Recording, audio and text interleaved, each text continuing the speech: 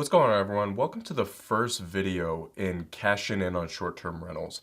I'm super excited to share this with you guys. I've been working on this for the last 6-8 months or so.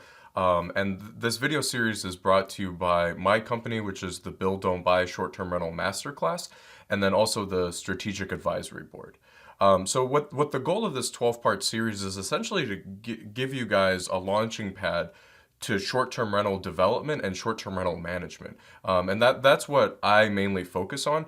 So a little bit of background about me. So I started in the Marine Corps when I served in the Marine Corps, joined when I was 18 years old. And about a year before I left the military, what I realized was I didn't want to re-enlist. And so I just started reading a lot on short-term rental books, on real estate books, on any type of real estate I could get my hold of. I was attracted to real estate because I enjoyed the control over it. And I had originally joined like a flipping houses mentorship.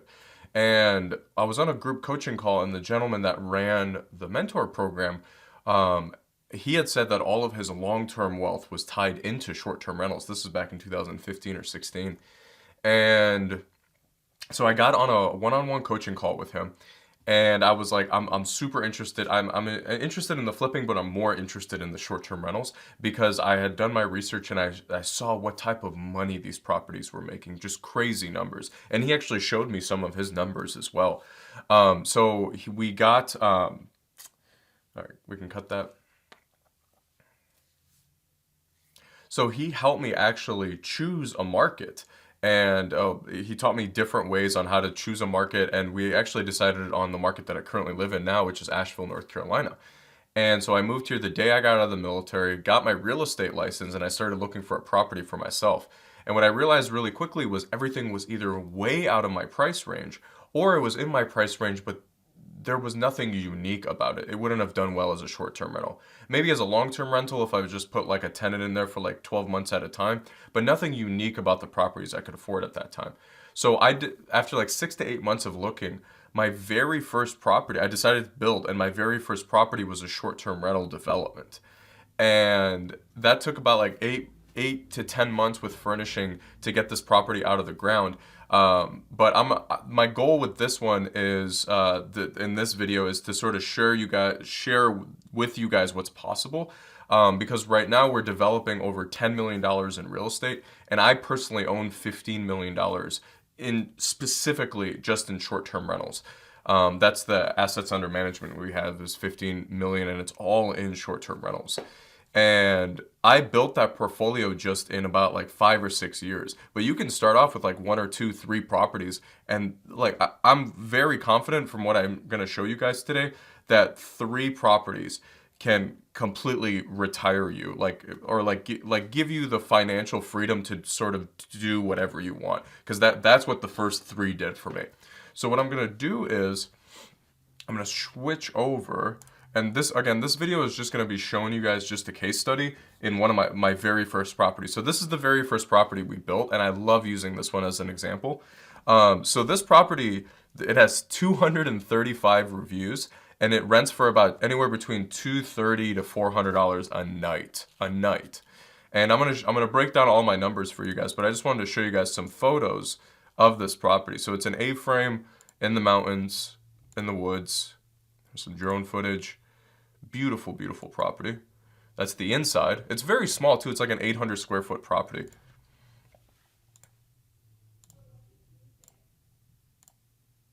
So I just wanted to show you guys this, and I'm going to break down some of my numbers. So this property netted last year, or gross last year, that means the top line number, grossed $82,000. And then after all bills were paid, after my mortgage was paid on this property, which I'll talk about how to get those in a later video, after all my bills were paid, this property made $46,000 in my pocket. What was left after paying all bills? $46,000 just off of one property. And like I said, like imagine if you had 3 of these properties. That's over $130,000 that's left in your pocket just by building 3 of these. Say 3 takes you a couple years, maybe 1 or 2 years. The first one took me a year, but if you build all 3 of them together, you build 3 of them that net you anywhere between $35,000 to $50,000 a year. and you're pretty much set to do whatever you want, or at least figure out like I I feel pretty comfortable that you can be financially free on $150,000. That's just been my experience and my opinion. But I want to break down some of these numbers for you guys. So I'm going to switch over to my iPad, my little whiteboard, my digital whiteboard, and I'm going to show you guys. So it netted. So in my pocket, it netted 46,000. So what does that mean?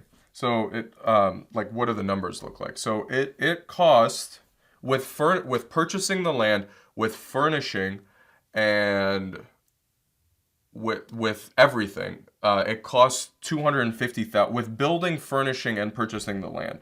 And I'll talk about I don't want this to scare you guys in any way, because I'm going to be talking about how to find land, how to find markets, how to find properties, how to find partners if you don't have any money or your credit is shot.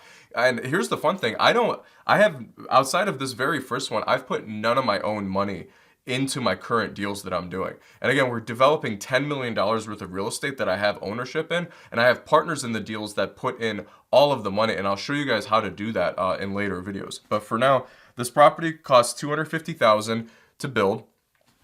And these numbers were done prior to COVID, so I would add anywhere between 20 to 30% to these numbers. But even adding that to these numbers, you're still going to be way ahead. So 250,000 to build, and the property netted 46,000. So my down payment plus all of the furnishing costs was about, let's be a little conservative here and say $40,000 with my down payment and furnishing. I think furnishings came out to be about like 15 grand, and then whatever my down payment was, just say 40 grand. I put 40 grand into this deal. Again, I don't want this number to scare you guys, because I'm going to teach you guys how to raise capital from investors, how to put those deals together. And it's super, super, super simple, where you're not putting your own money into the deals. So 40,000 of my own money, of other people's money, whatever, put 40,000 into the deal, and it just one time, and it brings $46,000 a year. For my numbers, people out there, that's a cash on cash return. And you guys can Google what that means, but that's an annual cash on cash return of over 100%. Again, these numbers were done prior to COVID, but even if you got an ROI, a return on investment of 80% a year, that's still insane after COVID. Even with higher interest rates, right now we're purchasing properties like as of recording this, I think interest rates are in the commercial space are hovering anywhere between 7.5% to 8%, and we're still purchasing properties and building properties because we're finding them to still be profitable after we underwrite them. And that's the power of this, is building these unique properties. I'm going to switch over to just here. Building these unique properties, I like to say Instagrammable properties where people would be proud to put on their social media, are essentially recession proof. These properties did well during COVID. These properties are doing well in this current correction we're going through. And I'm pretty confident, because we're building $10 million worth of real estate, I'm pretty confident that these properties will continue to do well 5, 10, even 15 years in the future. Short-term rentals have been around forever. Don't let these like regulations or anything scare you, or hey, we're in a recession and short-term rentals aren't making money. Like before Airbnb and VRBO, the short-term rentals have been around for hundreds of years. But like in the 80s and 90s, you just had to pick up a phone and call a property manager to book a short-term rental. So the way booking these properties has gotten easier, and that's what sort of put short-term rentals in the spotlight. But again, like I said, this first video was just to show you guys how to what to expect in this 12-part series. Again, this is video number 1. I just wanted to start off by just showing you guys what is possible with these properties that you can develop or purchase. And then in the next video, what we're going to be talking about is market analysis. So again, I hope you guys are excited, and I will see you guys on the next video. Thanks.